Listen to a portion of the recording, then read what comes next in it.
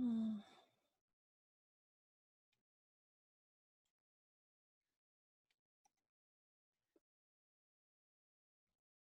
Testing, testing, testing.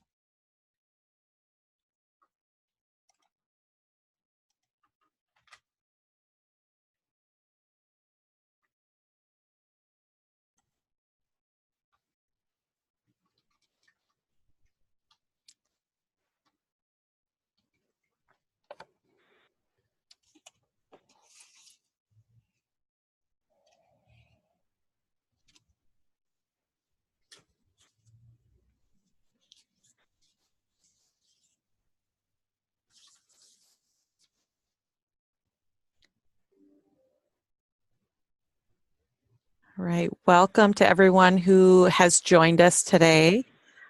We are at the hour on the dot. We might give one more minute to let folks join in. This is Marcy at the Woodmark Group, so I'll let Colin and Jessica get started when they're ready. Maybe in about a minute or so, guys. Sounds good. Okay.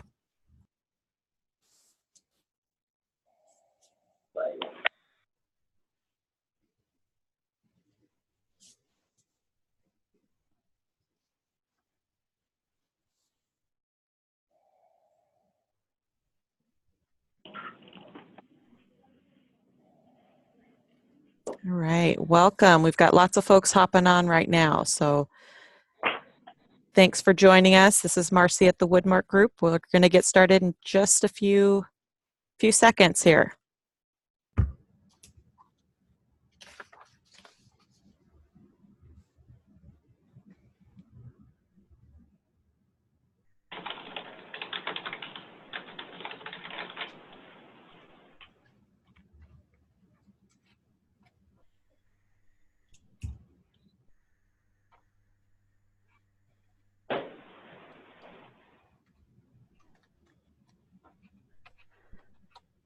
All right, Colin and Jessica, I'll let you guys take it away.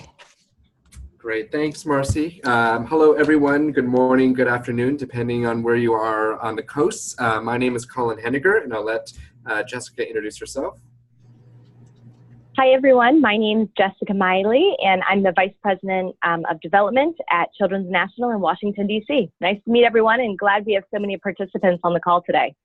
And I'm Vice President of Major Gifts at SickKids Foundation in Toronto. And to echo Jessica, we're thrilled that you are all on the first ever Principal Gifts cohort call. And Jessica and I are honored to be your first co-chairs for this cohort. We've both been involved with Woodmark and looking forward to sharing some best practices, tips, and really learning from each other about what Principal Gifts means in your organization and how we can all work together to help each other out to get more Principal Gifts, if we're to be blunt. So I think the first thing we wanted to do is go through an agenda with you of what's coming up over the next hour or so. So welcome to everyone, and we're going to just take a look at what we're doing. Jessica's going to get us through some level setting and group norms, just so we're all playing on the same field, that we're all respecting each other and talking through issues that we'd like to. And if something comes up that we want to spend some more time on, let's put that in the proverbial parking lot, and we can bring that up at another session down the line. We're going to ask everyone, or at least a representative from your hospital, just to say hi, who you are, what you do, something about Principal Gifts, and then we will be calling you out throughout the conference on the phone. So please stay tuned, as we'd love to pick your brains at some of the results that we got from the survey that we sent out. And then finally, both Jessica and I will share a bit about how we define Principal Gifts in our own organizations, and want your feedback about what we can do to make these really meaningful for you, and that we all learn each other leading up to the summit, especially next May, which is in Toronto, which I hope you will all come to.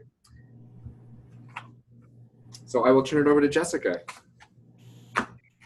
Okay, great. Thank you, Colin. So now that everyone knows the agenda, we do want this to be a dialogue, and it's sometimes hard and complicated to do that on a large group setting conference call. So we thought it would be beneficial just to go through some group norms with everyone to ensure that everyone can participate. And so the first, and we'll go through these quickly, but we just encourage everyone to treat each other with respect. It's wonderful that we have representation from several different hospitals on the phone today. Not all hospitals are running their Principal Gifts program the same. So we just encourage everyone to treat each other with respect on this call.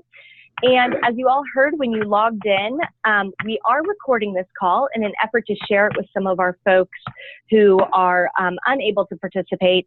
So the second group norm, if we want to advance the slide, is to just remind everyone that what's said on the call stays on the call, kind of like Vegas friends here. So we'll just keep what's said on the call stays on the call.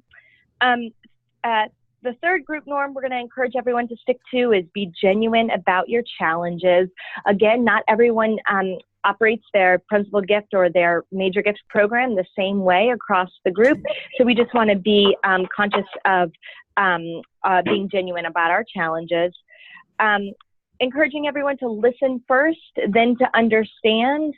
And with that being said, be fully present. It is so hard with all of us sitting at our desks or in a conference room perhaps to resist multitasking, but we do encourage you to resist that option or that urge to check your email and rather stay present.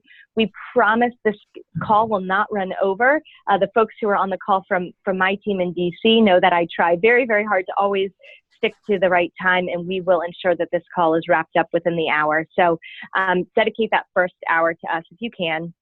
And next is share airtime. We want to hear from everyone. That's what this is all about, is to learn best practices from the groups participating on the call. And then celebrating each other's successes. We're going to be sharing, we're going to be wanting to hear from each team about how their Principal Gifts and Major Gifts, transformational gifts are coming along. So let's celebrate each other's successes. And second to last, be sure to, when you chime in, we encourage you to comment, start each of your comments with your name and your hospital. If you don't mind, it will be helpful. As I said, we have several representation for different hospitals. And then last but not least, please mute yourself. So carefully though, because we know that sometimes hospitals have a lovely hold music. So we encourage you not to mute yourself if you have the hold music, but please do, if you're calling in from another source, to mute yourself so we're not hearing a lot of the background noise. So those are our group norms, and we look forward to having a successful call today. Colin, I'll turn it back to you. Great, thanks, Jessica. So really, Jessica and I just wanted to introduce ourselves so that you have a sense of who your co-chairs are. The co-chairs really sign on for 2 years to organize and help facilitate with the great work of the Woodmark team of Rana and Marcy and Marion. And we really want to make sure that this is a forum for you, as I mentioned. So just myself, I've been at SickKids for nearly 9 years in Toronto, always on the Major Gifts team. Before that, I was at the Royal Ontario Museum. Our team at SickKids Foundation really focuses on Major Gifts, which is $50,000 and above in year. We consider a principal gift, we haven't really defined it and we don't use that term a lot, but really it's $1 million or over, and then we consider a transformational gift at $5 million and over that. So really that sweet spot of $1 million to 4,999,999 is what we would consider a principal gift. It's spread across all of our teams, and we have a great support group in our stewardship, our marketing, communications team, and the other support teams that really help us get out there, identify, such as our research department, who we need to be speaking to, set us up for success, and hopefully make those cultivation opportunities and asks the easiest possible. Over to Jessica. Thank you, Colin. So as I said, I'm Jessica Miley, Vice President of Development at Children's National Medical Center. I have been there for just over 90 days, so not that I'm counting, but it's been a great 90 days to get me started here. And I, previously to joining at Children's National in Washington, D.C., I was at Boston Children's Hospital for over a decade, where I was the Senior Director of Development, always focusing on major gifts there. And towards the end of my tenure there, I created and launched an international fundraising program, which was raising about $33 million.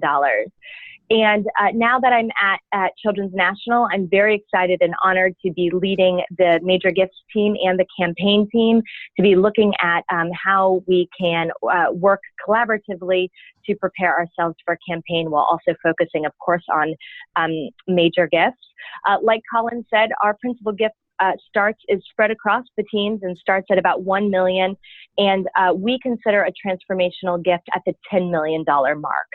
And so happy to be here and look forward to getting to know each of you as well. Great. So we thought we'd just connect with all of you that are on the phone right now, and maybe one person from each of the hospitals on the phone can share something about their own hospital, their name, their position. What was the most recent principal gift, how you define a principal gift, and then Jessica and I are going to go through some of the results from the survey that hopefully a lot of you participated in.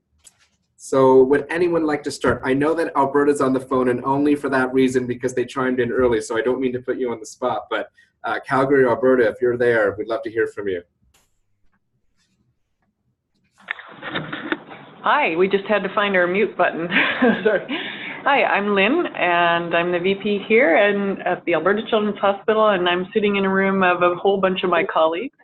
We don't have any one person responsible for principal gifts, so it's a shared load. And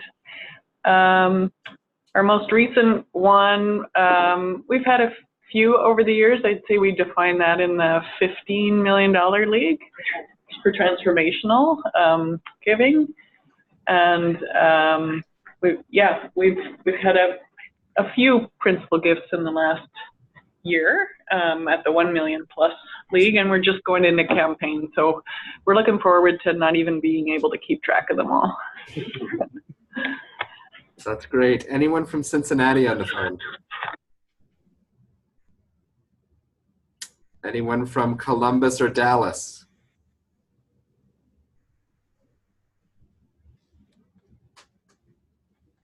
Anyone from Houston?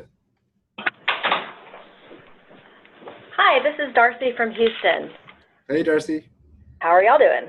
Good. So our principal gift program is very new. We're just starting to get it up and running.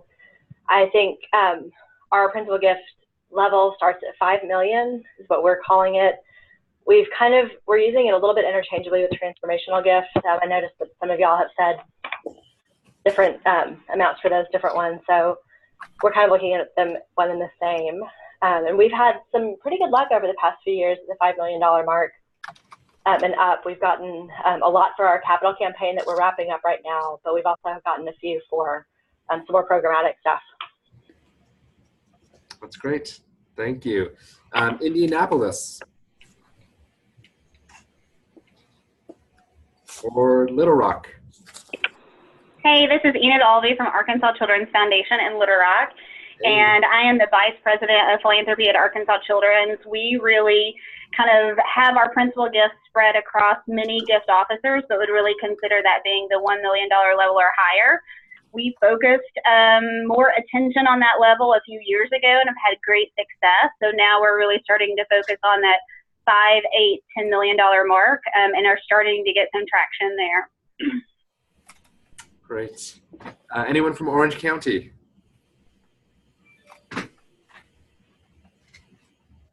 Or Palo Alto or Pittsburgh? This is Sarah Collins from Palo Alto. Great. So I'm the Associate Vice President for Principal Gifts. Our Principal Gifts team, we have 2 dedicated Principal Gifts officers, and that's something we just moved to in the last 2 years or so. We also have a handful of Principal Gift prospects that are in our Major Gift Officer beat portfolio, so people who work with specific clinical service lines of the hospital and have kind of top prospects from those service lines. So principal gifts for us is 5 million and above, and then we would consider transformational gifts of 25 million or more. And we had 2 principal gifts this past year at the $20 million level. One was naming one of the big towers in our new building, and the other was for a match for professorships. So really helping us looking at how we're going to do recruitment of new leaders in our clinical programs. So that one was a successful principal gift that helped us, engage this donor, but also work to engage others. That's great. Anyone from Pittsburgh or Seattle?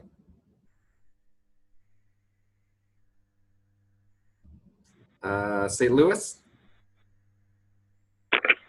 Hi, this is Jan Rogers. I'm actually in the planned giving area, so I'm sitting in for our director of philanthropy.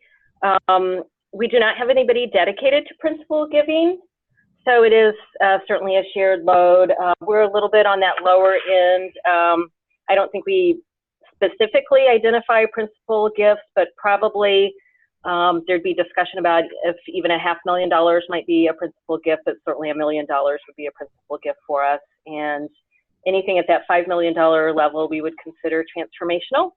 But we're in a campaign planning process and, hope to be setting our sights higher and higher. So. That's great. And I will call on one of my colleagues from Toronto who are hopefully on the line, and if not, I can speak to it. But whoever is, maybe they can speak to the Catalyst donor program around our $1 million donors in the Royal Circle program. Hi, Colin. We've got a team of folks here. It's Nancy Horvath, Director of Major Gifts at SickKids. We leveraged our Catalyst program when we launched our campaign last October to really encourage donors to come in at the $1 million+ level. And I would say that across the organization, from events, corporate, and individual major gifts, we really saw a lot of traction there. And I think we had 117 or 112 groups commit and individuals commit at that level to help us kick off the public phase of our campaign. Royal Circle ties into that for us as well, because Royal Circle is our cumulative giving group of $1 million+. And I think as we're going forward, we're just trying to figure out still how these two groups sort of work together and what the overarching strategy and recognition and benefits of being a Royal Circle donor are for the future as we're in campaign. Great. Thanks, Nancy. And finally, Washington, D.C.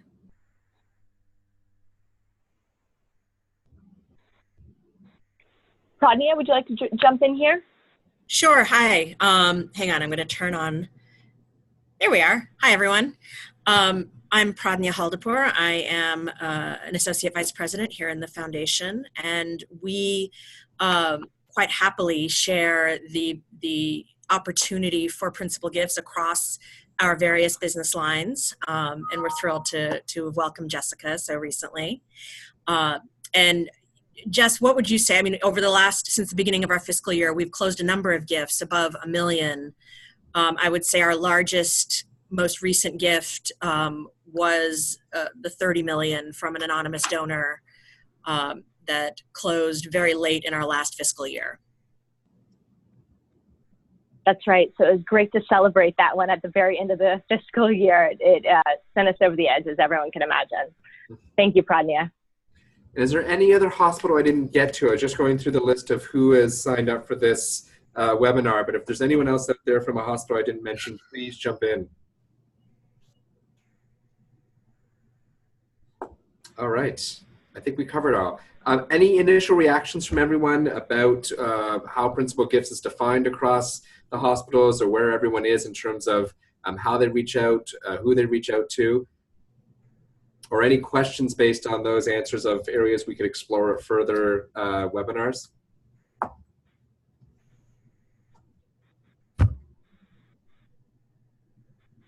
All right. So we are going to jump to the next slide, which is all about the responses to the survey that we sent out. So the first question that we sent out, really to get a baseline of what principal gifts is across the board, more from a silent perspective than what we just did, is what is the minimum amount of a principal gift in your shop? And overwhelmingly, and this might just be a representative of who responded, but it really is between that $1 and $2.49 million that led the way. And I don't know if that has something to do with transformational giving, what people define as a principal gift, what people define as a transformational gift. The next level that came in as the highest considered a principal gift would be that 5 to 9.99. So it's that middle range, and it's almost like where we were a few years ago in major gifts, which how do we cultivate and steward those 100,000 to 1 million donors? Maybe the new challenge for kind of the principal gifts group is how do we cultivate and steward those $1 million to $5 million donors, which is that new sweet spot of donors that we really are targeting. So I'm just going to throw it out there. Is anyone surprised by these results? Any comments about them?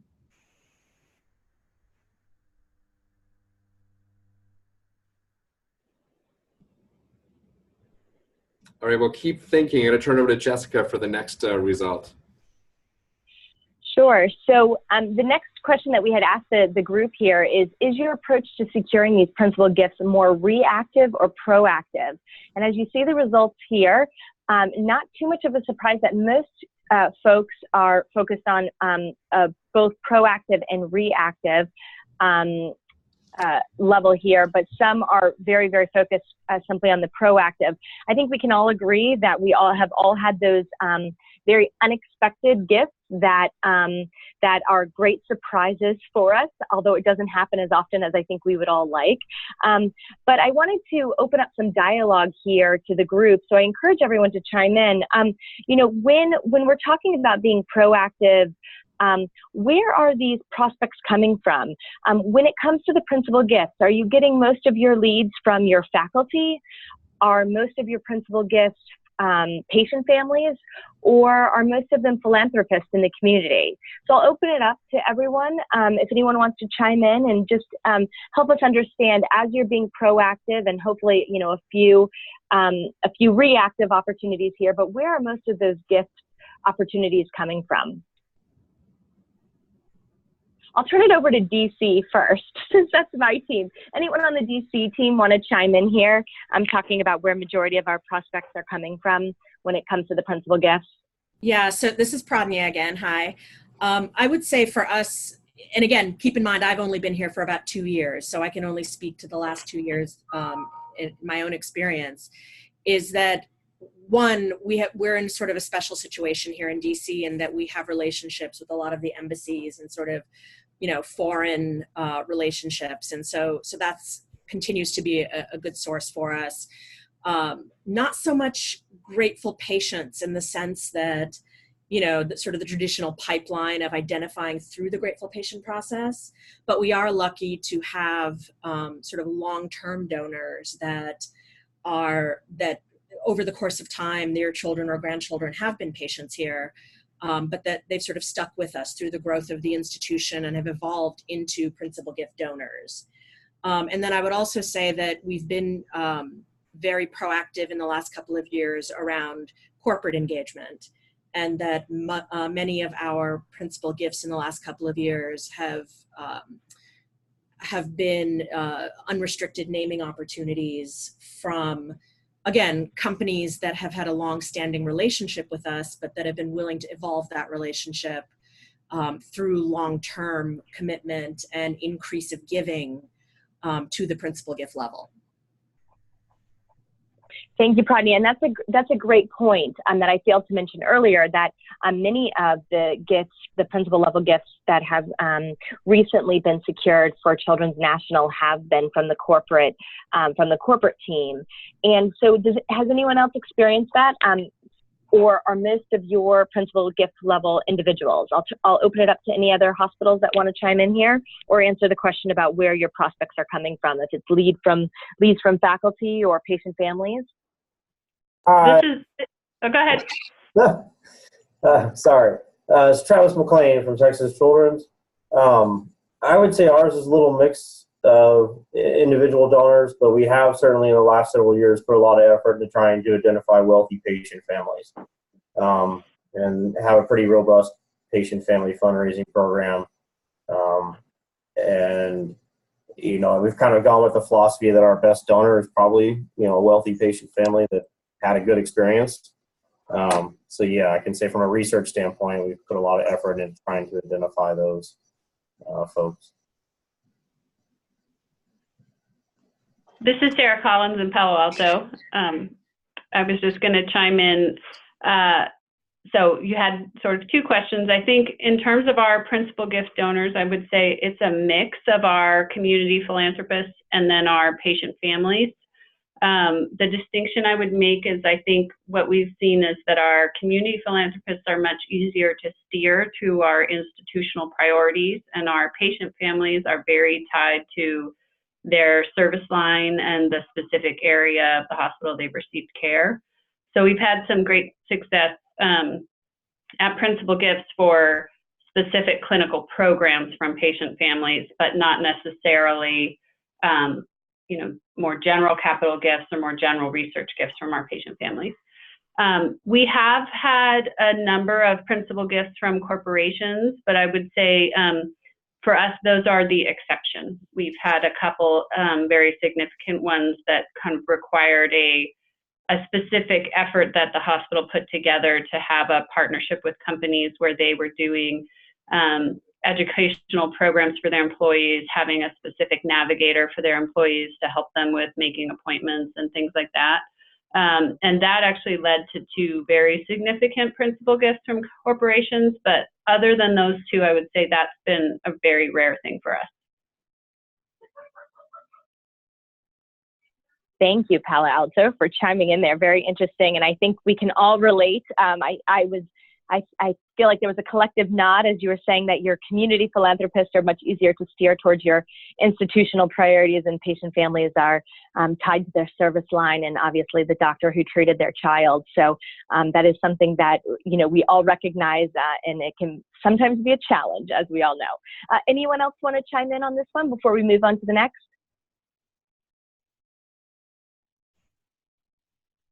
Okay, let's go to move on to question number 3.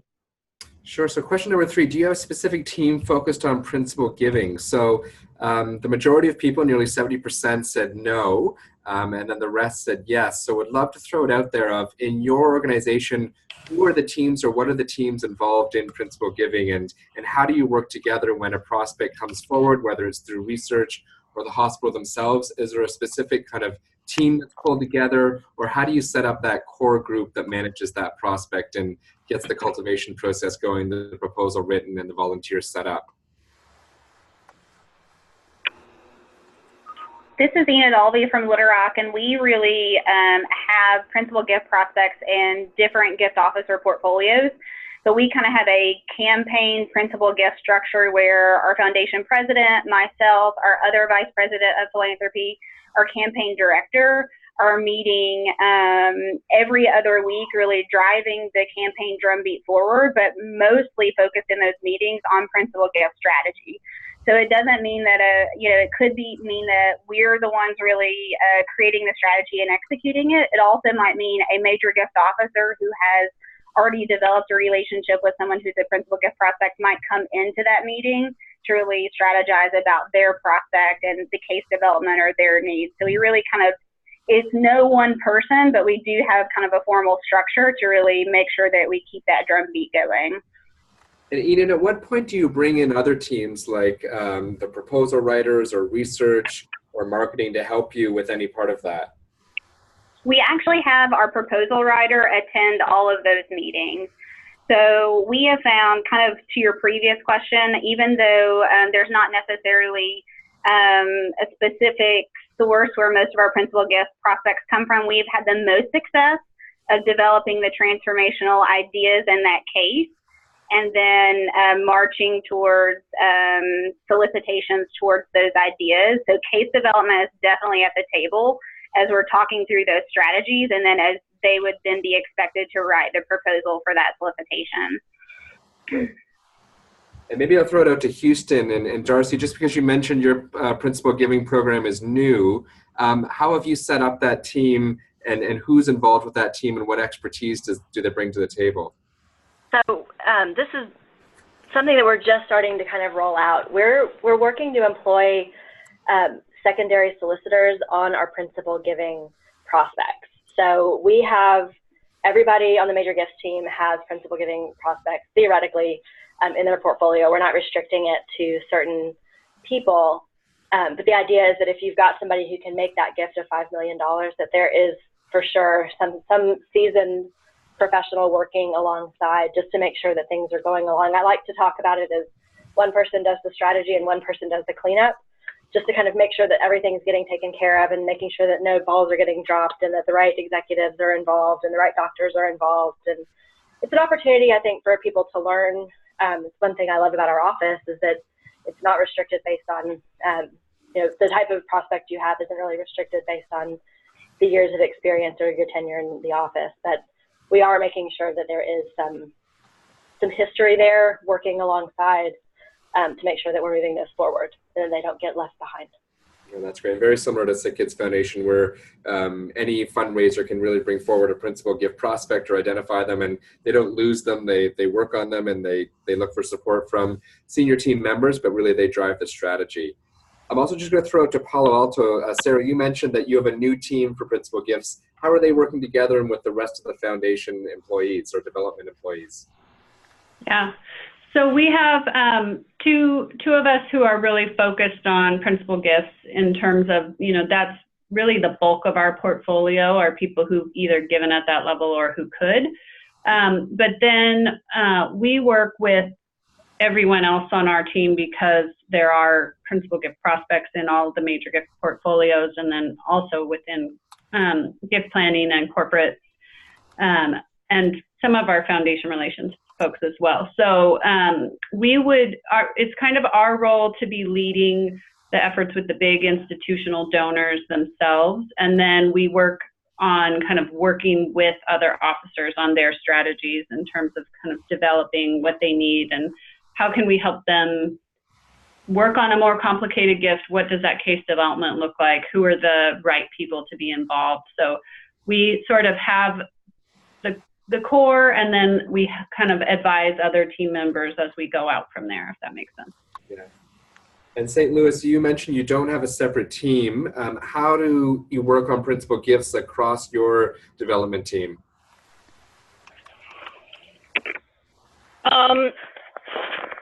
It's very much just a shared situation, and theoretically, all individual gifting officers could have principal gift prospects, that we might strategize about in prospect review sessions. And maybe I'll throw it over to my team in Toronto if you want to speak a bit about how we bring together the teams that are required to kind of develop the strategies and materials we need for principal gifts. Hi, yeah, this is Anne Marie Newton. I'm one of the major gift directors at Toronto. And yeah, we have a pretty central process for making sure that priorities are approved, and then transformational proposals are developed in a way that's consistent with what the donor wants, but also what is feasible at the hospital. So ideally, again, those are for campaign priorities. We're in a significant campaign right now. First choice is always unrestricted, but if it is sort of a more restricted priority, making sure that all of the proposals line up with exactly what the hospital needs and can deliver on. That's great. And I'm just going to throw it back to Texas. You mentioned really working with or targeting wealthy patient families. When a patient family does identify themselves, what kind of team is brought together to build that strategy?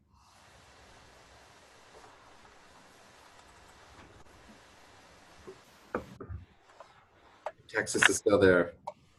Say that again. I'm sorry. You were breaking up a little bit. Sorry about that. Just talking about wealthy patient families are one source of your principal gift prospects. When a patient family is identified by the hospital, how are members of the development team brought together to build up that strategy? So Jen, we all have service line assignments, like I'm sure most of us do. So if a doctor brings forward a potential prospect, a former patient or current patient, they'll usually share that with the service line liaison, or if it comes up through some sort of screening process in our office, we will take it back to the doctor and have that conversation. So generally it's kind of strategic between the gift officer and the provider, and we'll have the research team weigh in on whether or not it is actually a prospect. Oftentimes our physicians see things we don't. So, it's always good to get that clarified, but then we can take that information back to the physicians and really develop a strategy to move that forward. That's great. Thank you. If anyone has anything else to say, please jump in, and if not, Jessica, next question, I think. Sure. So I will go, and if it's okay with you, Colin, I'll go through this one quickly because I feel like we've just spoken about this one. So question number 4 that we posed to the group, 18 of you answered all of the same, saying, our principal gift prospects in one fundraiser's portfolio or across many major gift portfolio. And of the 18 people who answered, 100% said that they're across many portfolios. I think that we've touched on this quite a bit on today's call, especially with this last question, talking about, how are we ensuring if they are spread over many major gift portfolios, how are we ensuring that these principal gift level prospects are staying top of mind? And it was very helpful to hear from some of the groups talking about secondary solicitor. So because we're all answered this one 100% across many portfolios, I thought it might be helpful if we went ahead and moved on to question number 5, which is the final question that we had posed to the group, which is, do you steward your principal gift donors differently? And 30% of you said no, that they're stewarded similar to how you would steward your major gift donors. And about 70% said yes, that you do steward them differently. And so I would love to turn it over to the team to talk about how that works. Is it because they are you managing expectations differently for these principal gift prospects? Are they asking to be updated more frequently on their gifts? Do some of these folks have it written in their gift agreement? So I'll turn it over. I'll actually turn it to Washington, D.C., to my team. If Ellen Burnett, would you mind jumping in here and answering the question about how we steward our principal gift donors differently, and then we can open it up to everyone on the call as well.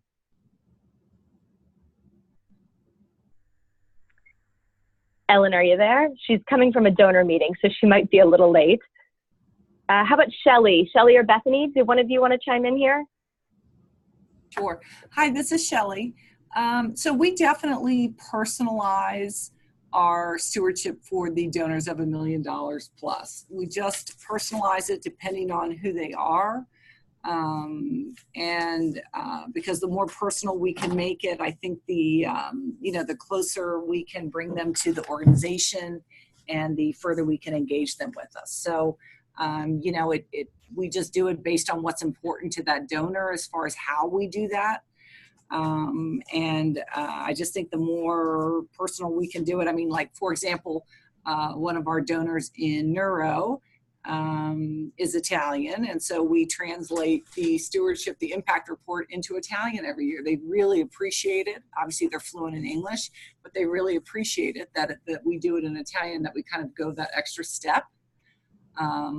It's just something that's just sort of engages the whole family, and just as a way that they're, get closer to us.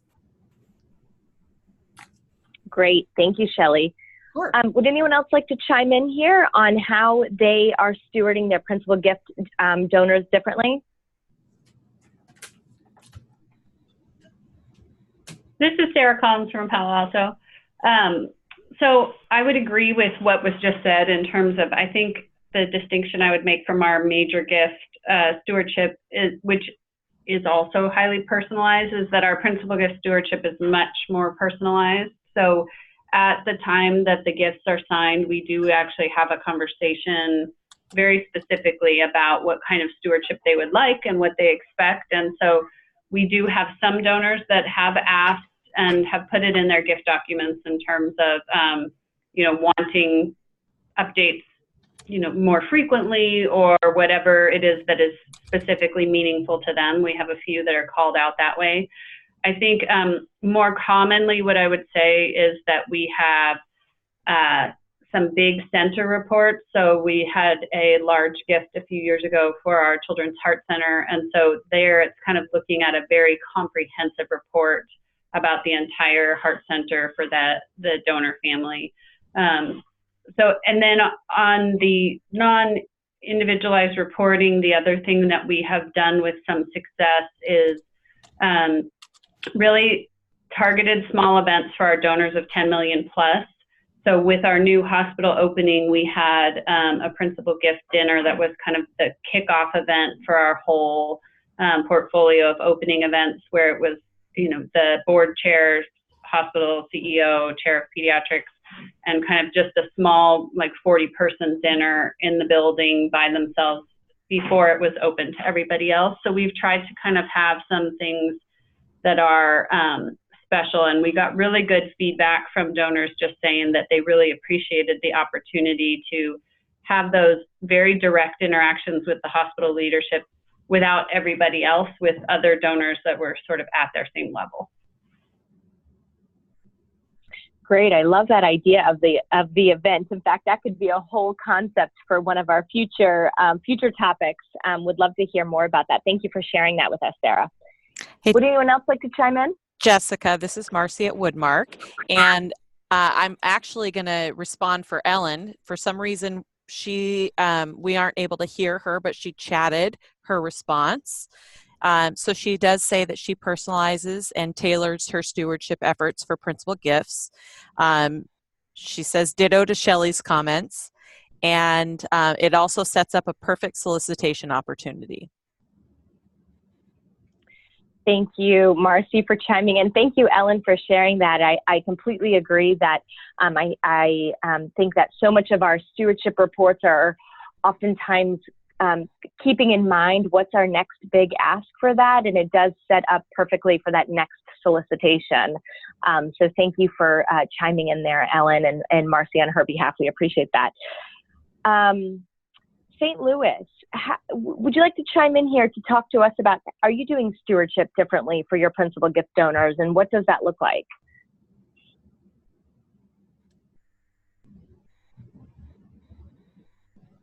St. Louis, are you still on the phone?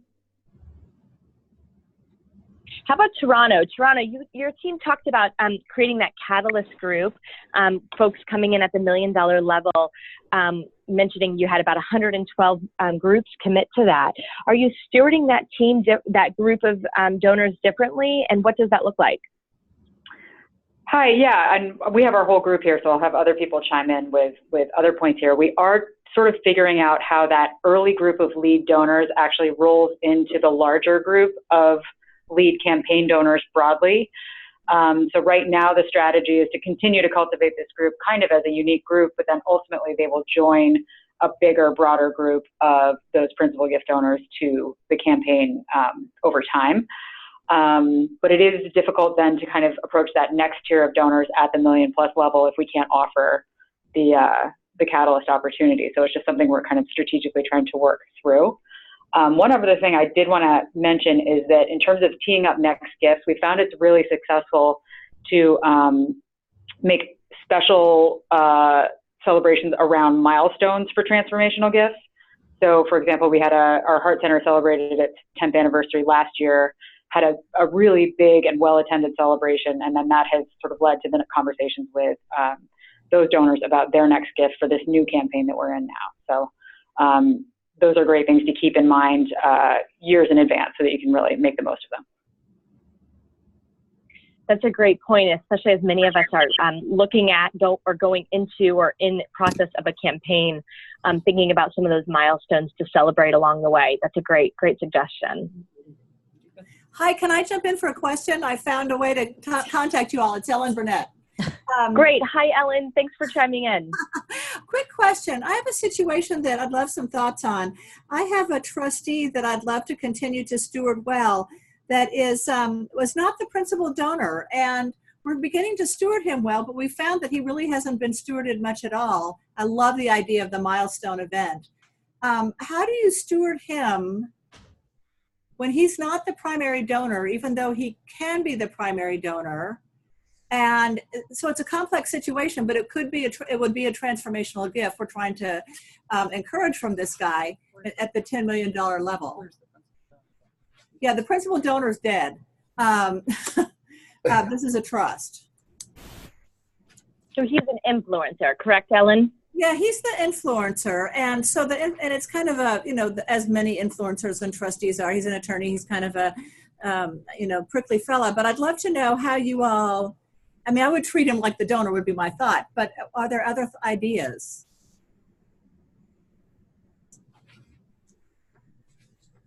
Ellen, this is just Colin from Toronto. One idea could be looking back at that foundation or trust that the family held in. Is there a history of them at your hospital? And back to Anne-Marie's point, is there a milestone coming up, or they laid the cornerstone of the first hospital, or were the first to invest in a certain area that you could kind of report back where you've come in that area over the years and what that original donation did, and really to get to that next chapter in that research or the building or the equipment, new investments are needed, and they were so influential in the first phase, would they consider the next? No, I think there really is. So I think that could be a really terrific opportunity for us. The only thing I just throw in extra is a legacy piece as well, and is there something to recognize that family, maybe for what they've done, and a new gift to really show the legacy, even though they've died, that their name continues for either other generations or those trustees that are managing the trust. The legacy piece is absolutely something we're part of the conversation. There's only one trustee, but that's exactly right. So, but I think you're right about looking at what is coming up in terms of milestones and how we can celebrate that. So thank you.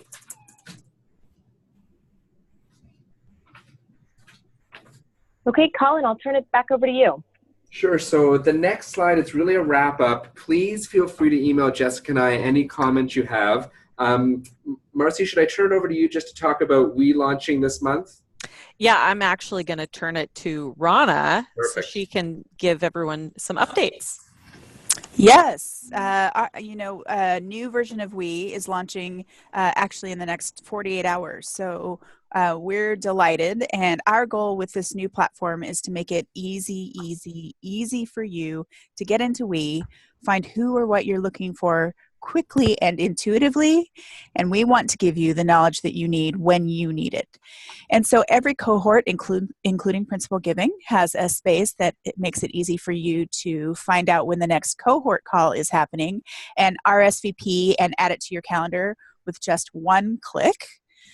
You can get a list of the members in that cohort and download that to Excel. If you need it, you can find the materials and the tools that are referenced in your cohort meetings, along with recordings to the calls. And you can have a discussion with your colleagues. In fact, and this is one of my favorite features, you can respond to discussions from your Outlook inbox. So if you're sitting at your desk and an email comes in with the latest cohort discussion, you can respond directly without ever having to go into the platform. You can also do that from your phone or your tablet, whatever device you're in your email with. So you're going to be getting an email from us or from your senior associate about this in the next couple of days, and we hope you'll join us on the new platform very soon. I'm happy to answer any questions. Any questions for Rana?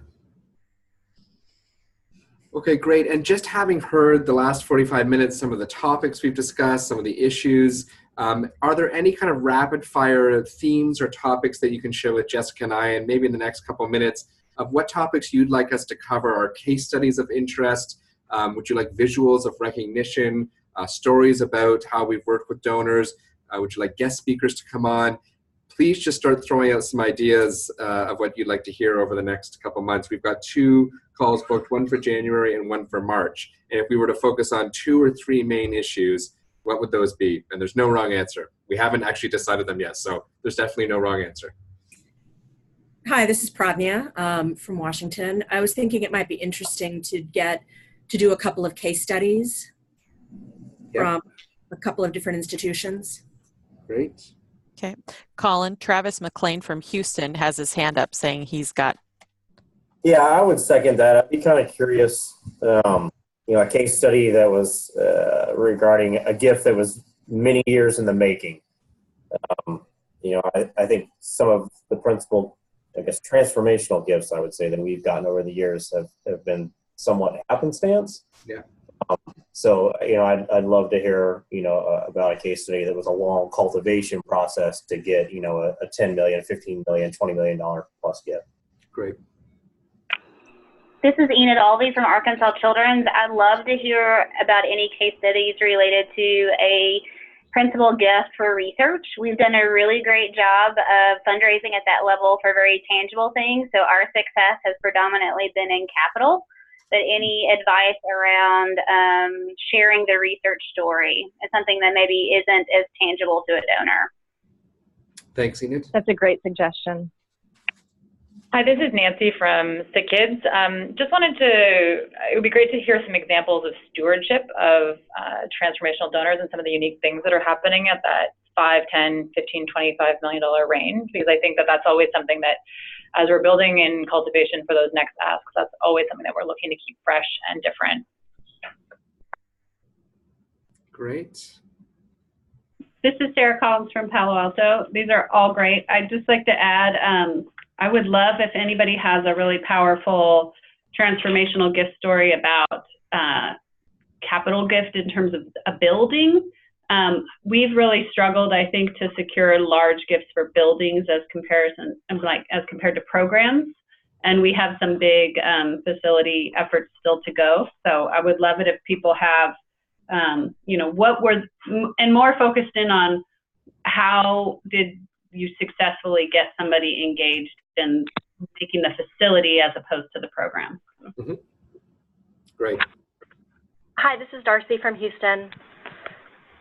I'd be really interested in how everybody's kind of layering planned giving into their principal giving and their transformational giving programs. That's really great. Perfect. Anyone else? These are amazing. So I think what we heard are case studies are key and probably all that we do and present.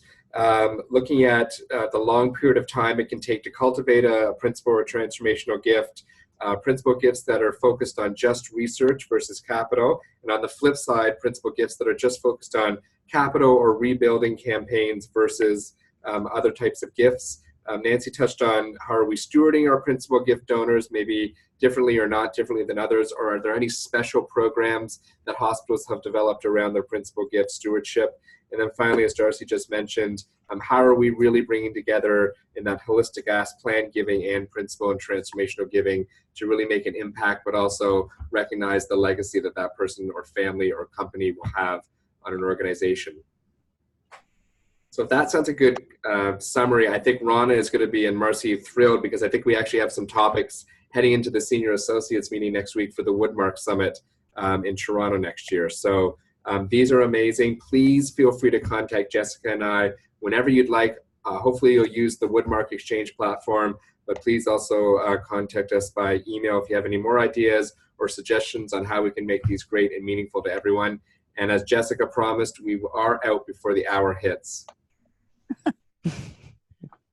Jessica, thank you all so much for joining us. Yeah, thank you all, and we will take all of these great suggestions. This is wonderful, and make this happen for our next two meetings. Again, as Colin said, January 16th and March 13th.